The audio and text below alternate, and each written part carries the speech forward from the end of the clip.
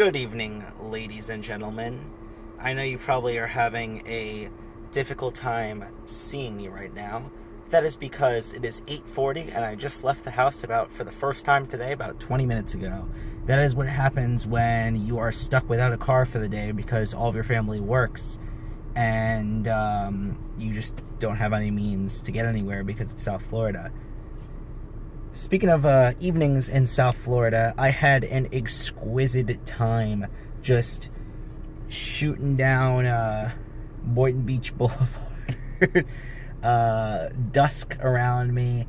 The sun was setting, blasting sunset memories. It was absolutely delightful and euphoric, and the way the music was intended to be consumed, other than on where I first consumed the album, why it resonated with me so much on a dreary subway on the way to a less than fun job in a big city. So I think this was more of the intended way to be consumed. Anyway, I just stopped at Tate's, gonna head to Walmart soon for frame shopping, and I don't know if you can see anything, but I picked up 100 bags and boards so I can keep bagging and boarding my comics to keep them in good condition, keep my collection organized, and I ran out, so needed more. Now it's on the way to Walmart for frame shopping and whatever other cool shit I can find.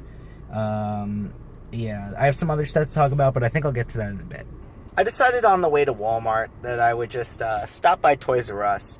I've been checking once every couple of weeks to see if they have in the new hooded Ruby figure, and they didn't, but I did find something cool. You never know what you're going to find at Toys R Us. A lot of stuff's really expensive, but a lot of stuff's like on sale. Occasionally you'll find like ridiculously good prices. Like I was just at Tate's. If I wanted to buy this product at Tate's, it would have been $14.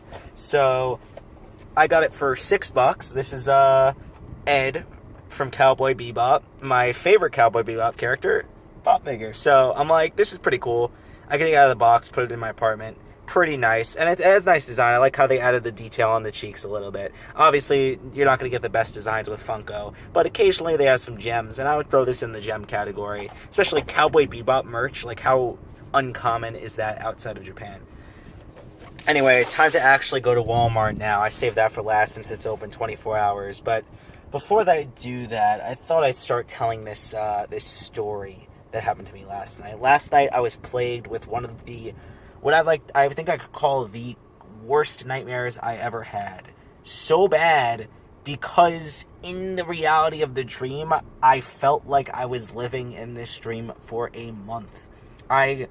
It was so disorienting when I finally did the real wake up, and I was like, whoa, wait, that isn't reality, this is reality. If you watch Rick and Morty, you've seen the Blitz and Shits episode. I don't remember what the actual episode's called, and he plays the game Roy, where he lives out an entire life inside the game, and then wakes up and he doesn't realize, like, oh shit, this is reality, what the fuck? And it takes him a while to orient himself back into reality.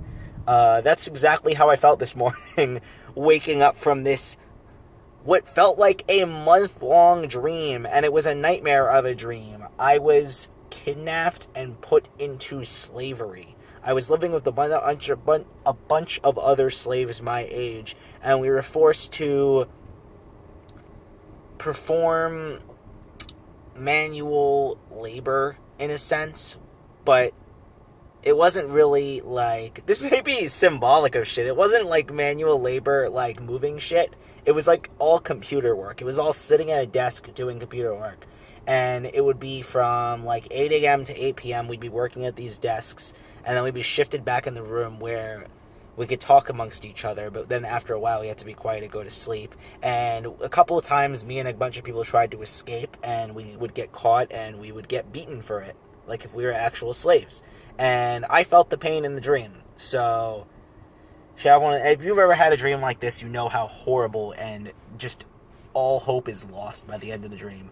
But the interesting thing is that throughout the dream, I kept on doing like half-assed wake-ups where I wasn't fully awake, so I didn't realize it was a dream yet. I would just wake up and be like, oh, is it 8 a.m. yet? Is it time for the Lights, Camera, Jackson Charathon? Oh, no, it's only 4 a.m. Oh, no, it's only 7 a.m. Oh, it's only 7:30. I still have a half an hour. My alarm will go off.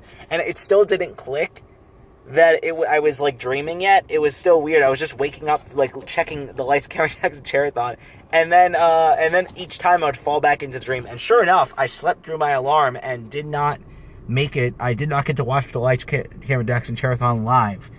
It's as if a force was incepting this horrible dream into my mind and not purposely trying to prevent me from watching the lights, camera, Jackson Charathon. Maybe something would have happened if I watched it. Maybe something would have changed. Who knows? As of now, reality seems intact. Nothing seems too different. Haven't noticed any totems or anything like that. Forgot to show you, I'm wearing the awesome shirt from Zach, AB Surveillance Solutions. Shouts out to this house that has people in it. Anyway, that's a bit for that story for now. I'm going to go to Walmart now, see if anything interesting happens.